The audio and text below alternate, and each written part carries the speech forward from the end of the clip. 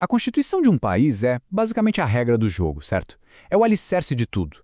Mas o que acontece quando a sociedade quer mudar algo que parece ter sido escrito em pedra? É exatamente essa tensão fascinante que vamos analisar hoje, olhando para a Constituição do Brasil e tentando entender esse equilíbrio entre o que é permanente e o que precisa mudar. E para começar, vamos direto para uma pergunta que sempre gera muito debate por aqui. Dá para alterar a Constituição e reduzir a maioridade penal? A resposta, como quase tudo no direito, não é um simples sim ou não. Ela está escondida lá nas entrelinhas do texto constitucional. E aqui está o coração da discussão. O artigo 228 é bem direto ao ponto. Menores de 18 anos são inimputáveis, ou seja, não respondem pelo Código Penal comum, e sim por uma lei própria, que é o Estatuto da Criança e do Adolescente. Lendo assim, parece caso encerrado, né? Mas não é tão simples. É que isso nos leva a um conceito-chave, a cláusula pétrea. O nome já entrega, é uma cláusula de pedra.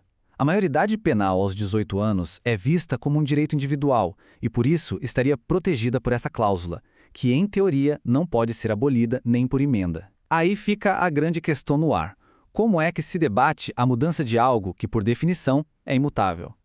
Ok, se essas cláusulas são tão protegidas, então como é que a Constituição muda? Porque ela muda, e muito.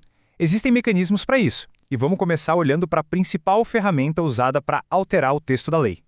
Essa ferramenta é a famosa PEC, a Proposta de Emenda à Constituição. É por meio dela que deputados e senadores propõem, discutem e votam mudanças no texto constitucional. E olha, o processo é super rigoroso, bem difícil de propósito, para garantir que só mudanças com muito, mas muito consenso mesmo, sejam aprovadas.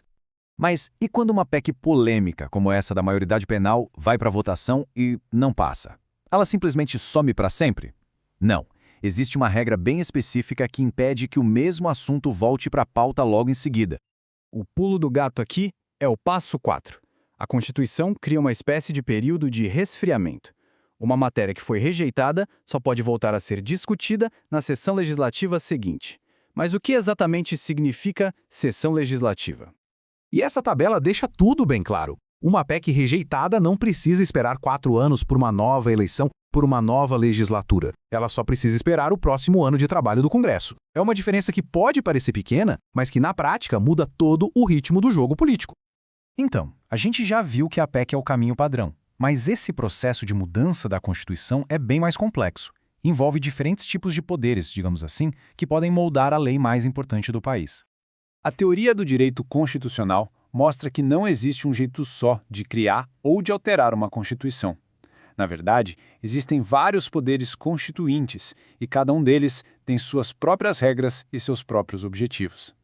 E aqui a gente vê 2 deles lado a lado. O poder reformador é esse que a gente já falou, o das PECs, que é contínuo e bem difícil. Mas a nossa Constituição também prevê um tal de poder revisor. Foi um evento único que só aconteceu lá em 1994, com regras bem mais fáceis para fazer uma revisão geral do texto. Foi um momento especial, que não vai se repetir. E não para por aí. Fora do nível federal, existe o poder decorrente.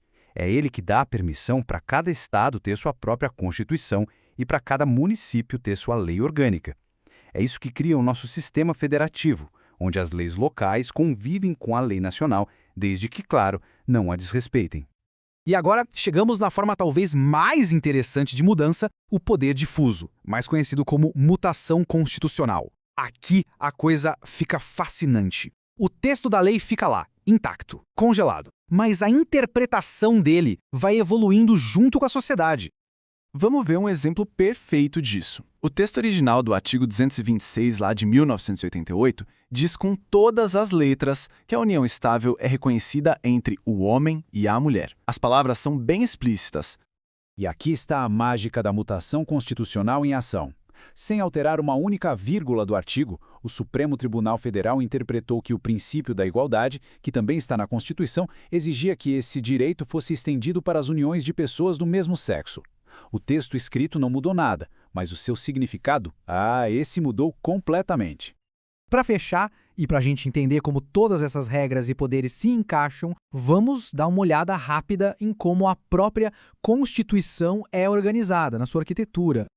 O documento se divide basicamente em 3 partes. O preâmbulo, que é tipo uma introdução, a parte permanente, que é o corpo principal, onde estão as leis de fato, e o ADCT, que são umas regras de transição.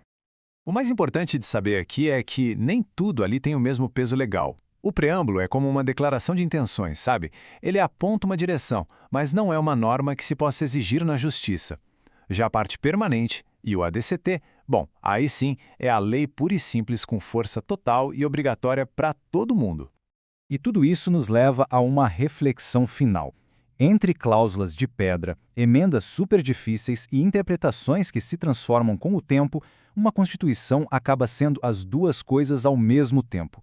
Um projeto bem sólido, que dá estabilidade, e também um organismo vivo, que respira e se adapta às mudanças da sociedade. A grande questão, no fim das contas, é sempre encontrar o equilíbrio perfeito entre essas duas forças.